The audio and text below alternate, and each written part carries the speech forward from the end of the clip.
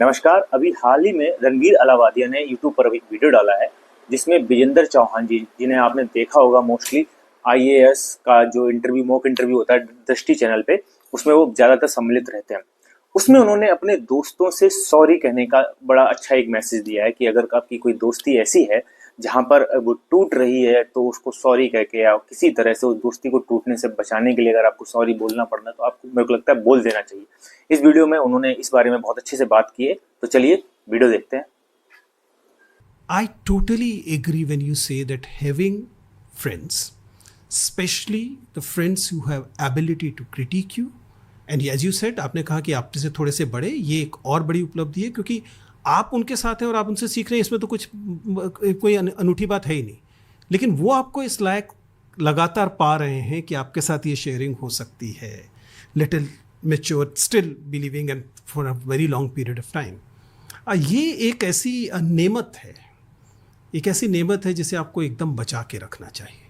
और मतलब मैंने कहा कि मैं तो नास्तिक आदमी हूँ, नहीं करता इन सब चीज़ों में यकीन, लेकिन फिर भी अगर कभी नज़र लगती होगी तो इसी चीज़ पे लगेगी, बाकी चीज़ों पर यकीन कीजिए नहीं लगे। वो मैं आई विश कि आपके पास ये बनी रहें और बढ़ें, लेकिन अगर वो नहीं भी हों तब भी if you are able to hold on to this particular thing, I mean it is worth holding. ठीक है, so this never play musical chair with this aspect. It's not a thing that you should be testing every day.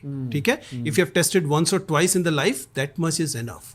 अच्छे दोस्तों को पकड़ कर रखिए। बल्कि in fact I am taking this opportunity to say sorry to all my friends who consider that rightly or wrongly they believe that I've been unfair to them, because ये एक ऐसी उपलब्धि है अगर आपके पास ऐसे कुछ दोस्त हैं, और ऐसे कुछ ही होने चाहिए।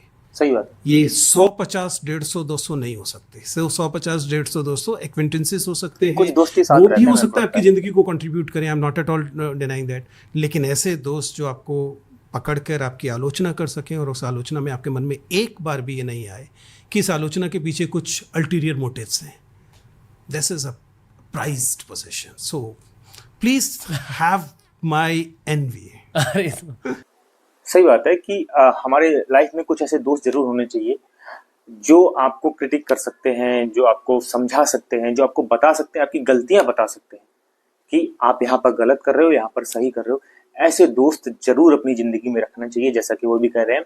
और वो ये भी कह रहे हैं कि बाई चांस मैंने कभी किसी दोस्त का गलती से दिल दुखा दिया हो तो आई एम सॉरी। मुझे भी लगता है कि अगर ऐसा आपके साथ भी हुआ हो तो दोस्तों को सॉरी बोल के आगे बढ़ो। मेरे को लगता है लाइफ बहुत छोटी है और दोस्ती बहुत जरूरी है। दोस्ती एक ऐसा रिश्ता है जो हम बनाते हैं, जो ऊपर से बन के नहीं आता, हम बनाते हैं। तो हमारे देश में, और ये आप पाएंगे कि जरा फिर से मैं I am sorry, I am taking you again there, लेकिन ये जो दोस्ती का कंस्ट्रक्ट है, ये दोस्ती का कंस्ट्रक्ट पुरुषों की दोस्ती का कंस्ट्रक्ट है।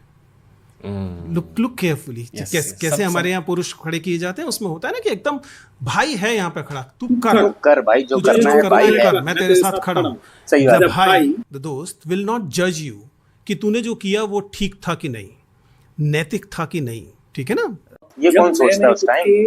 मेरे कई दोस्त ऐसे हैं फॉर एग्जाम्पल, जिन दोस्तों के साथ मेरा महीनों बातचीत नहीं होती, महीनों नहीं होती, लेकिन जब फिर बातचीत होती है तो आपको कोई वार्म अप नहीं करना पड़ता, वहीं से शुरू you start from the place way you left. सोचना नहीं पड़ता ज्यादा।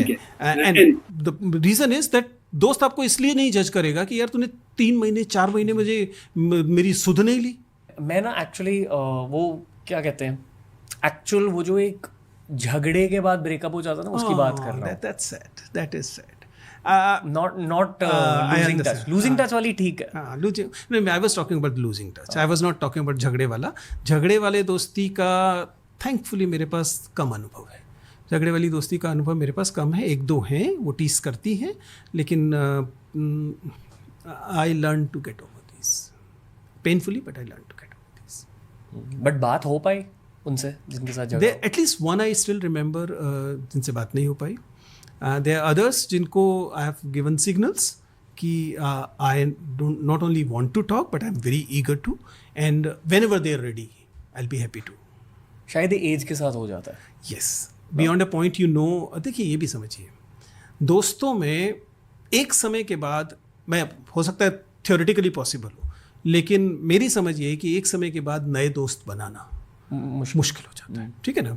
तो जिन दोस्तों के साथ आप बड़े हुए हैं उन दोस्तों की मान लीजिए आपके मन में या उनके मन में एकदम सख्त बिल्कुल क्लियर रहा है कि आप एक पॉइंट पर गलत थे, इसके बावजूद उसी से व्यक्ति से के पास दोस्ती करने की गुंजाइश फिर भी बनी रहती है, एग्रीइंग और disagreeing on a particular point कि इस जगह पर तू गलत था कि मैं गलत था।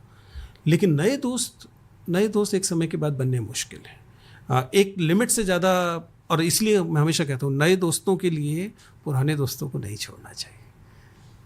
आप शायद इसको आपकी ज़िंदगी में तो डेफिनेटली आया होगा। हम लोग जो एक पर्टिकुलर लेवल ऑफ फेम पर पहुँचे, लोगों की पहचानों तक पहुँचे, लोगों ने पहचानना शुरू किया, हम लोगों से हुई बड़ी शिकायतों में से एक शिकायत ये दी जाती है, अब तो तू बड़ा आदमी हो गया है, अब क्यों हमारी तरफ देखेगा।